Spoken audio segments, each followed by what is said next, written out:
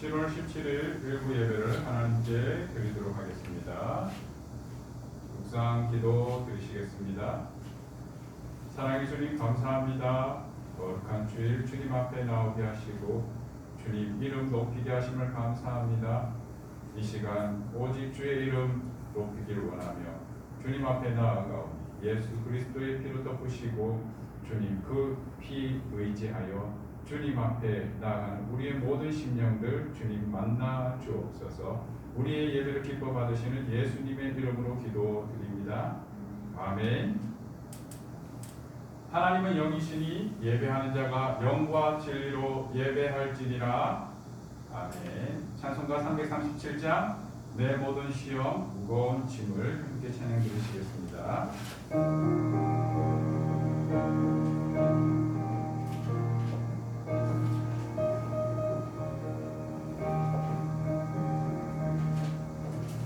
내 모든 시험 무거운 짐을 주 예수 앞에 아뢰이면 근심에 쌓인 날 돌아보사 내 근심 모두 맡으시네. 무거운 짐을 나 홀로 지고 견디다 못해 쓰러질 때 불쌍히 여겨 구원해 주리.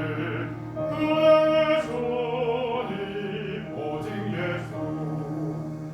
내 모든 괴로움 당신을 혼란 주 예수 앞에 아뢰이면 주께서 날 구해주사 넓으신 사랑 베푸시네. 무거운 짐을 나 홀로 지고 견디다 못해 쓰러질 때 불쌍히 여겨 구원해 주리. 그의 손이 오직 예수. 내 짐이 점점 무거워질 때 주 예수 앞에 아뢰이면 주께서 지혜 날 구해줘서 내 주신 짐을 져주시네. 무거운 짐을 나 홀로 지고 견디다 못해 쓰러질 때 불쌍히 여겨 구원해 주네. 그의 손이 오직 예수. 마음의 시험 무서운 죄는 주 예수 앞에 아뢰이면 예수는 나의 능력이 되사 세상을 이길 힘주시네. 무거운 짐을 나 홀로 지고 견디다 못해 쓰러질 때 불쌍히 여겨 구원해 주니. 은혜의 손이 오직 예수. 아멘. 우리 함께 감사의 고백 하나님께 드리며 나아가겠습니다. 나를 위하여 모든 것을 준비하시어 만나 주셔서 감사합니다. 아멘. 우리를 위하여 준비하신 그 하나님, 좋으신 하나님께 찬양하며 나아가겠습니다. 내 주를 가까이 하게 함은 찬양 드리겠습니다. 찬송가 338장입니다.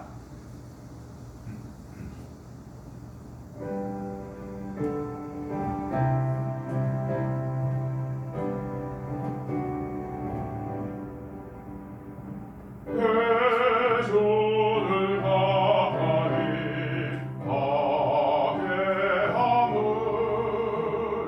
십자가 심 같은 고생이다.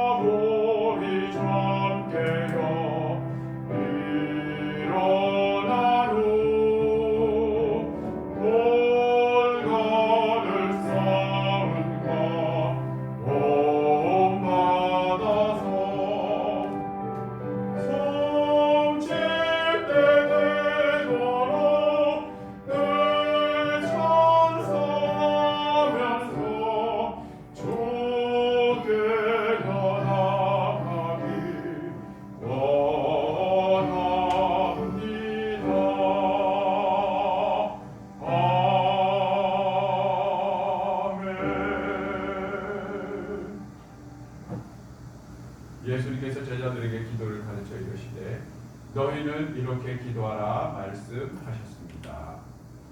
하늘에 계신 우리 아버지, 아버지 이름을 거룩하게 하시며 아버지의 나라가 오게 하시며 아버지의 뜻이 하늘에서와 같이 땅에서도 이루어지게 하소서.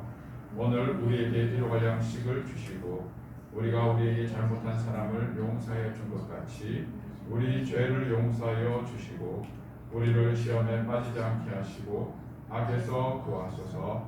나라와 권능과 영광이 영원히 아버지의 것입니다. 아멘. 오늘 우리에게 주시는 하나님의 말씀을 받겠습니다.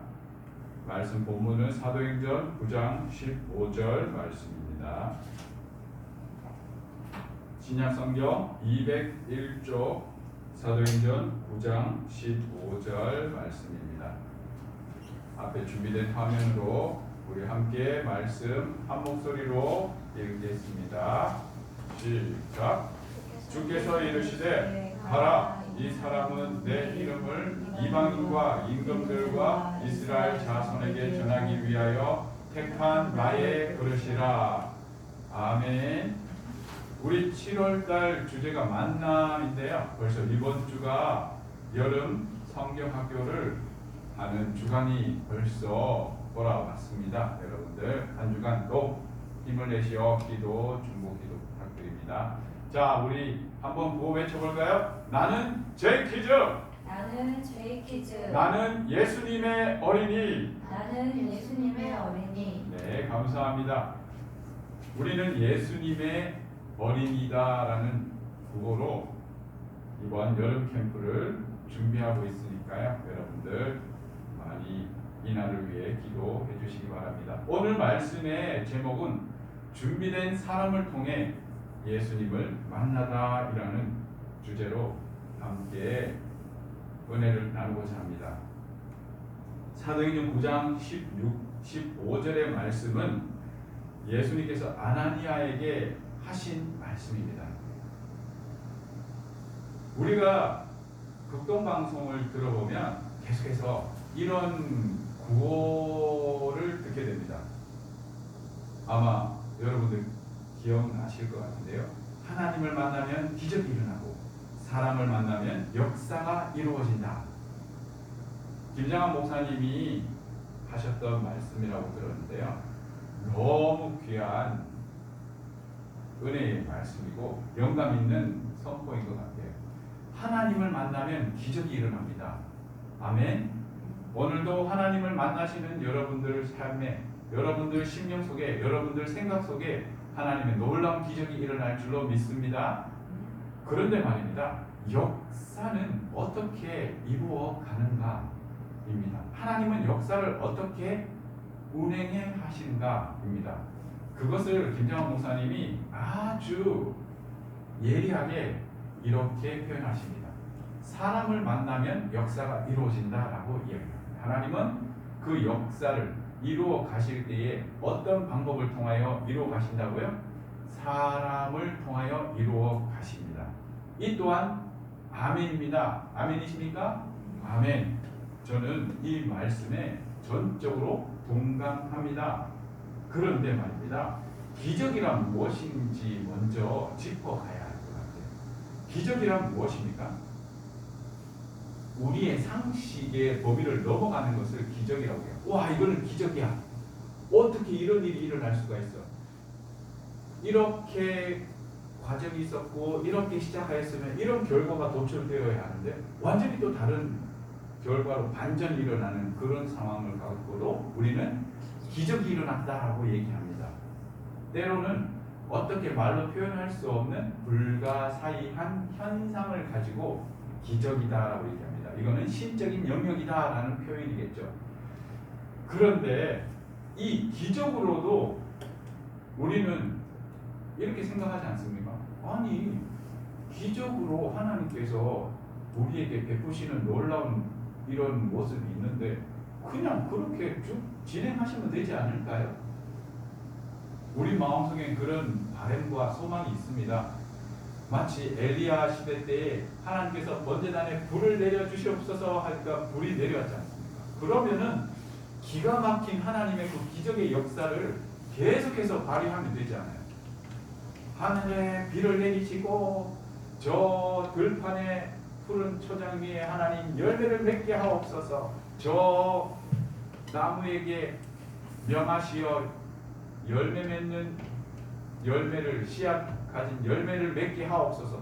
이렇게 하면서 계속해서 기적을 행하며 엘리야 시대나 엘리사 시대처럼 그러한 하나님의 기적적인 역사들을 나타낸다면 분명 놀라운 역사들이 일어날 거라고 생각하는데, 그럼에도 불구하고 그 시대들을 생각해 보면요, 그 기적은 그때뿐인 것 같아요.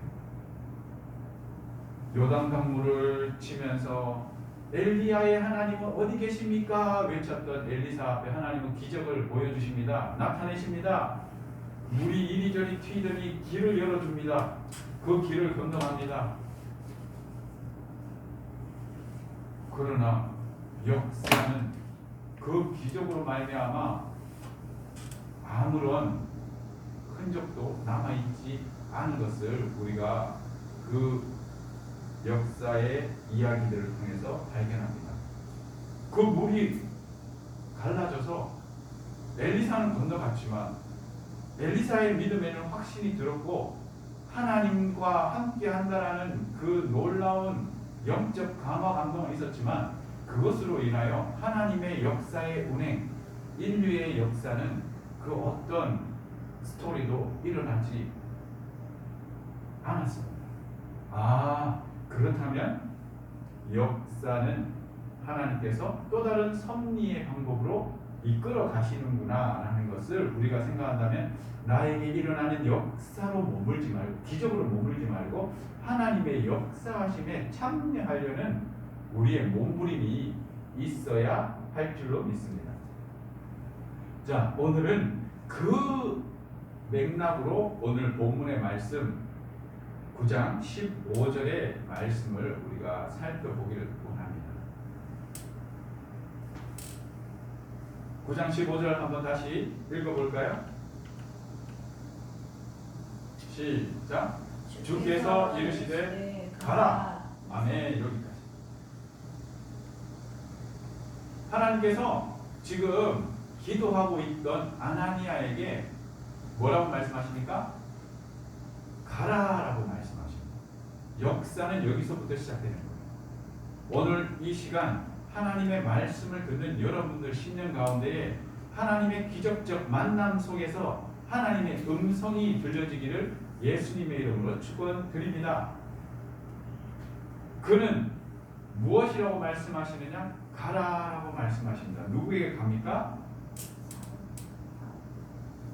아나니아와 같은 예수님의 제자를 잡아 죽이거나 대제사장에게 끌고 가려 하던 사울, 그 원수 같은 사람에게 가라라고 말씀하십니다.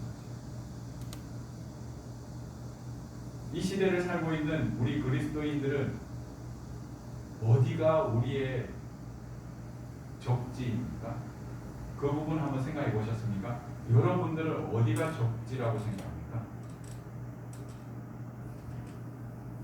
예수님이 나의 구주임을 영접하지 않는 그 어느 자리도 우리의 전쟁터임을 잊지 말아야 할 것입니다. 하나님께서 그곳으로 어떻게 해요? 가라라고 말씀하신다는 겁니다. 누구에게? 하나님의 기적을 경험하고 또한 그의 제자로 살아가기로 결단하며 기도하고 그의 음성에 귀를 기울이는 사람에게입니다. 나와 같은 사람이구나 라는 사실을 우리가 먼저 받아들여야 할 것입니다. 그저 내가 예수님을 믿는 것은 죄사함의 은혜와 구원의 감격 속에 하나님께서 주시는 복을 누리기 위함입니다 라고 여러분들은 생각하였다면 그것은 여러분의 오판입니다. 그러한 여러분들에게 하나님은 계속해서 말씀하고 계셨던 것입니다. 무엇을요? 네가 복을 누림이 무엇 때문이냐라고 말씀하시는 겁니다. 바로 나의 말에 듣고 순종하기 위함이 아니냐. 그것은 가라입니다. 믿지 아니하는 너의 가정에 가라. 아직까지 하나님의 기적을 경험하지 못하고 하나님의 역사에 동참하지 않는 너의 가족과 형제와 자녀와 이웃에게 가라입니다. 가야 합니다. 꼴 보기 싫어도 가야 합니다.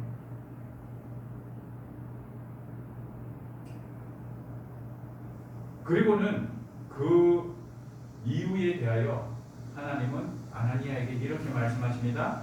이 사람은 내 이름을 이방인과 임금들과 이스라엘 자손들에게 전하기 위하여 라고 얘기합니다. 놀라운 말씀을 하십니다. 예수님 믿는 예수님의 제자들을 죽이고 심지어 대제사장에게 끌고 가 핍박하려 하였던 그 사울이 어떤 사람이냐? 그는 어떤 사람이냐? 바로 이방인에게 증거하는 이방인의 사도로. 그걸로 끝나지 않습니다. 누구에게? 임금들과 그리고 또 누구에게? 이스라엘 자손에게입니다. 그저 사도 바울 그러면 이방인의 복음 전도자 이렇게까지만 생각하는데 그러지 않았습니다. 그는 각 나라의 주권자들, 임금들 앞에도 세워지는 하나님 그 플랜에 들어가 있는 사람이었고 그것으로 끝나지 않았습니다. 누구에게? 이스라엘에 있는 유대인에게까지 복음을 전도하는 복음 전도자의 사명을 하나님은 생각하고 계셨습니다. 그것은 무엇입니까? 우리의 보내짐의 영역이 그 어떤 한계 지워지지 않는다라는 사실을 기억하시기 바랍니다. 여러분들의 생각은 어떠십니까?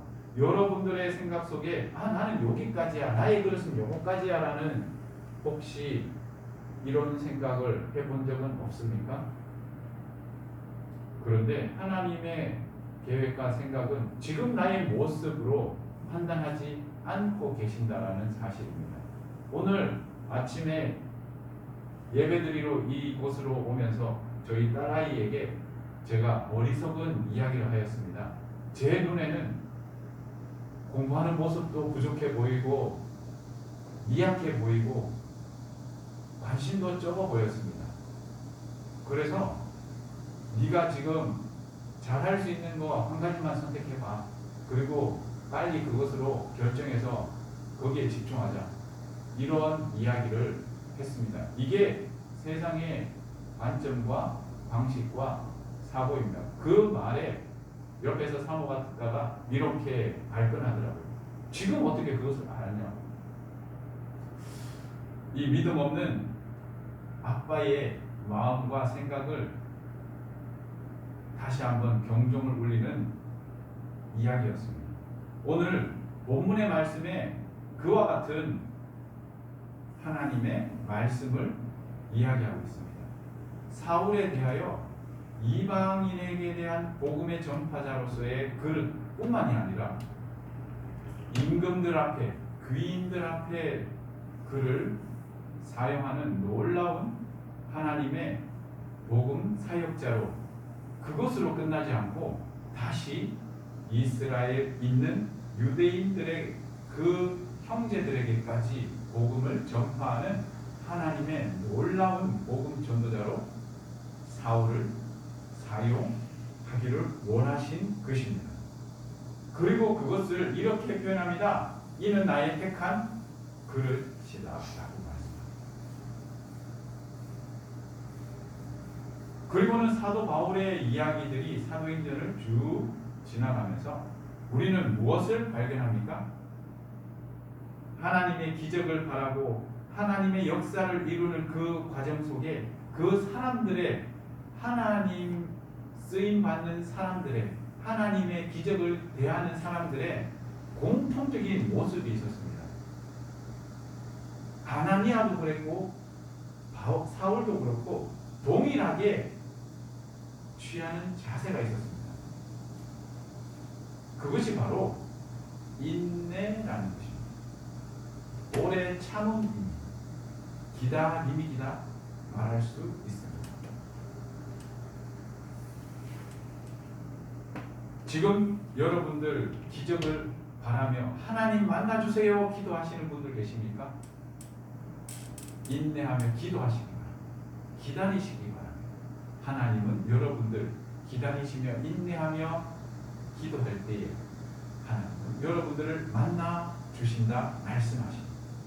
하나님의 역사에 쓰임 받으며 그 이끌림 속에 지금 살아가고 계십니까? 인내하며 기다리며 기도하시기 바랍니다. 하나님, 나의 이 고통, 이 복음 때문에 내가 핍박받는 이 일을 언제까지 해야 합니까? 사도 바울도 얼마나 기도했겠습니까? 그의 몸에 있는 질병을 위해서도 얼마나 기도했다라고 얘기합니까? 그러나 그 기다림과 기도 속에 하나님께서 이렇게 때로는 위로의 말씀으로 응답하셨습니다. 그 핍박 가운데도 하나님의 위로에 쓰다듬음이 있으셨고, 때로는 그의 질병의 고통과 기도 가운데에 하나님은 응답으로 그에게 하나님께서 왜 그것이 있게 하셨는가에 대한 이유까지 깨닫게 하시는 위로와 은혜가 있었다라는 것입니다. 그렇다면 하나님은 어떤 사람을 통하여 일하시고 역사를 이루어 가신가요? 첫 번째로 예수님이 나의 구주임을 믿고 따르는 제자를 통하여 하나님은 그의 사역을 이루어 가신다라고 말씀합니다. 오늘 본문에 나오는 아나니아라는 인물도 예수님을 믿고 따르는 제자라고 얘기합니다. 그러나 예수님을 믿고 따른다라고 해서 아무나 하나님의 역사에 동참되지 않습니다. 어떤 사람이 하나님의 역사에 동참되는 이 놀라운 은혜를 누리게 될까요? 바로 그 사람은 기도하는 사람입니다. 그러나 기도하며 아나니아가 사울이라는 응답을 들었을 때에 그는 이렇게 반응합니다. 그는 내가 듣기로 시원찮은 사람이에요. 예수 믿는 사람을 핍박하는 사람이었습니다. 주님, 그는 안 될 사람입니다. 그의 의견을 개진하며 그는 거부하는 태도를 취합니다. 하지만 하나님께서 오늘 본문과 같이 말씀하셨을 때에 아나니아는 어떻게 합니까?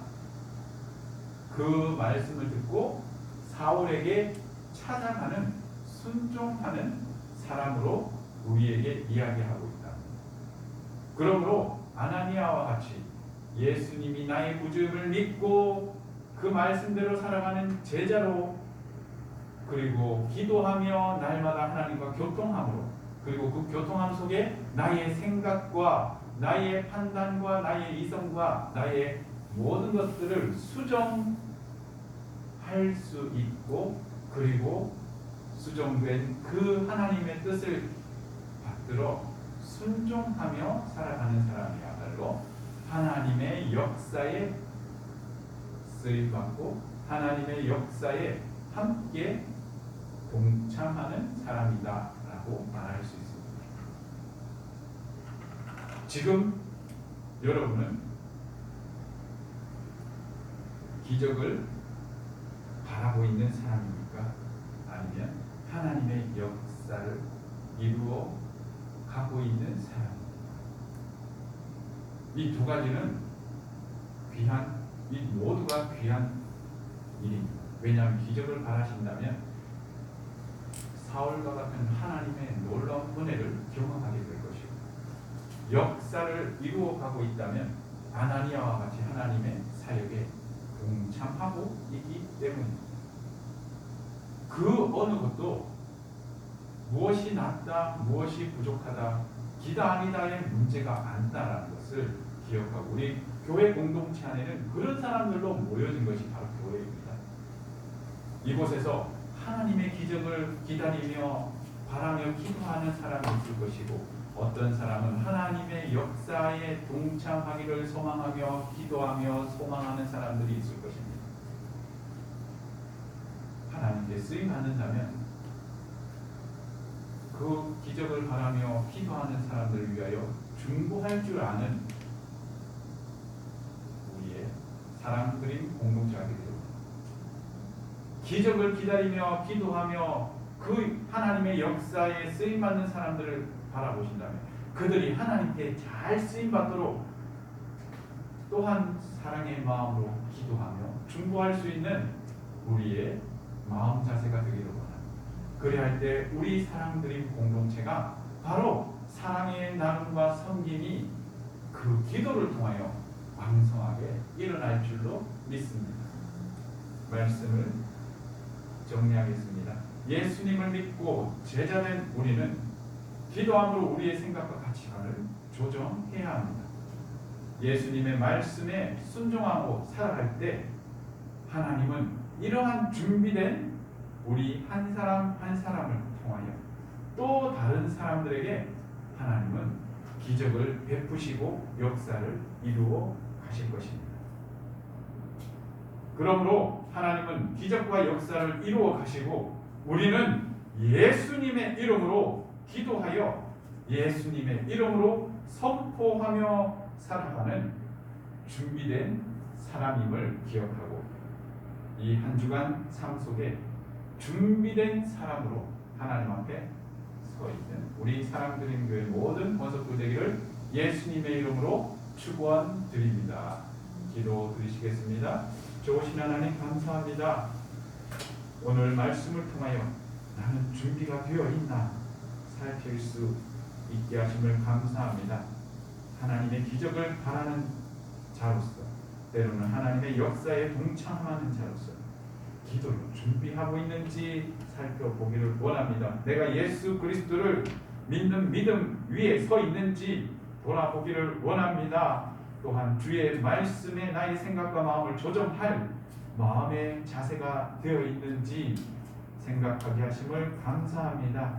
주님, 우리의 심령 속에 찾아와 주시고 또한 응답하는 모든 심령들 속에 아멘으로 화답하는 우리의 고백이 있게 하시며 순종의 결단과 용기를 부어 주시옵소서. 성령의 충만함으로 함께 하시어 아버지 하나님 역사에 온전히 쓰임받는 우리의 한 주간의 삶이 되게 축복하여 주시옵소서. 예수님의 이름으로 기도드립니다. 아멘. 말씀을 생각하면서 우리 찬송가 336장 찬양 드리시겠습니다.